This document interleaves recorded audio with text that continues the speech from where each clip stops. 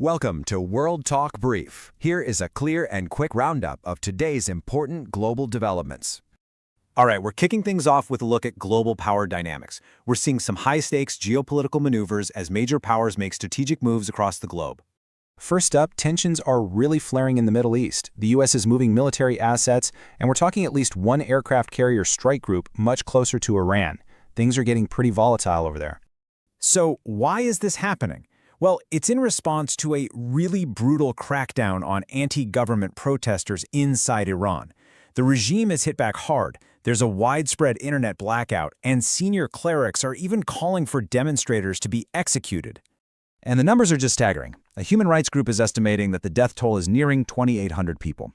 Because of the scale of this violence, the White House is now saying that all options, and that includes military strikes, remain on the table. The whole region is on high alert. Okay, let's move from the Middle East to the Arctic. President Trump's stated desire to acquire Greenland has kicked up a pretty swift response from some key NATO allies. So what's the big deal with Greenland? Well, a couple of things. First, it's sitting on huge deposits of rare earth elements, which are vital for pretty much all modern tech and defense. It also gives control over new Arctic shipping routes opening up because of climate change. And of course, it's a key spot for keeping an eye on Russia and China.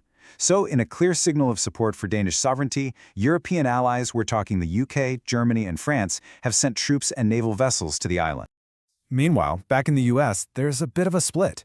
A bipartisan congressional delegation is actually in Copenhagen right now, reassuring Denmark. It really highlights a division between the White House and Congress on this one. Now let's head down to Latin America. The focus here is a huge $100 billion plan to revive Venezuela's oil industry. This is all happening in the wake of President Nicolas Maduro's capture.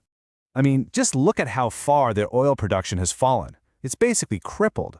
The Trump administration is pushing major U.S. oil companies to pour in $100 billion to get that energy sector back on its feet. But the oil companies are hesitant.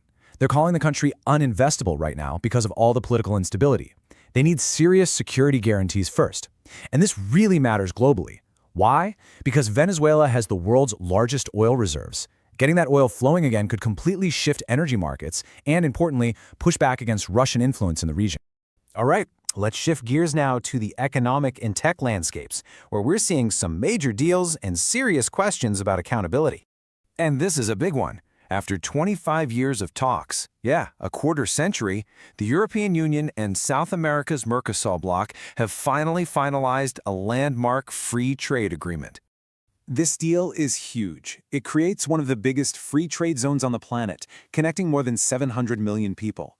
It gets rid of tariffs on over 90% of products, everything from European machinery to South American agricultural goods. For European businesses, this means saving an expected $5 billion every single year in duties. But this isn't just about money.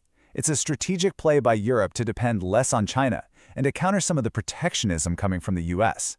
Now, it's not all smooth sailing. European farmers are strongly against it. Over in the tech world, a really important legal battle is shaping up. 4 British families are now suing TikTok in a U.S. court, and the case revolves around the deaths of their children. The families claim that their kids died after TikTok's algorithm pushed dangerous online challenges to them. TikTok, for its part, denies this. But this case brings up a massive question for our time, right? Are social media platforms liable for the harmful content their algorithms amplify? Okay, let's turn to some internal political tensions now, specifically a standoff happening in the United States. In Minneapolis, things are really tense. Protests have broken out after a local resident was fatally shot by an agent from Immigration and Customs Enforcement, or ICE. And you've got 2 completely different stories here. The federal government says it's just targeted enforcement, but the local leaders, Minnesota's governor and the mayor of Minneapolis, they're calling it political intimidation and say it's bringing chaos and danger to their streets. It's gotten so heated that the Department of Justice is now investigating the governor and mayor for possibly obstructing federal law enforcement. And on a related note, the administration has admitted it made a mistake in a pretty high-profile deportation case involving a college student. This is pretty rare. A U.S. government attorney actually said in federal court the Trump administration made a mistake. Turns out they deported a 19-year-old student from Massachusetts by mistake, even though a judge had ordered them to stop. It really points to some severe procedural breakdowns. And finally today, let's get some updates on a couple of regional conflicts that are demanding global attention. First, in the Israeli-Palestinian conflict, We're seeing two very different situations developing at once. In Gaza, reconstruction is set to begin, but at the same time, violence is surging in the occupied West Bank. So, on one hand, you have a committee, which Hamas has approved, starting to plan how to rebuild Gaza. But on the other hand, a 14-year-old boy, Mohammed Nassin, was just shot and killed by Israeli forces near Ramallah. It's a really stark contrast. Next, let's go to Uganda, where the capital city Kampala is essentially under a military lockdown after a very disputed presidential election. Supporters of the opposition leader, Bobi Wine, are out on the streets. They're saying the election was stolen, and their protests are being met with tear gas, stun grenades, and arrests. And to make things even more tense, the government has shut down the internet. The capital is in a communications blackout, which, as you can imagine, is raising some serious global concerns about the state of democracy in Uganda. As information becomes a battleground and borders are tested, it really makes you ask, who defines control? That's your global update for now. These stories are still developing, and we'll be watching what happens next. Thanks for watching World Talk Brief.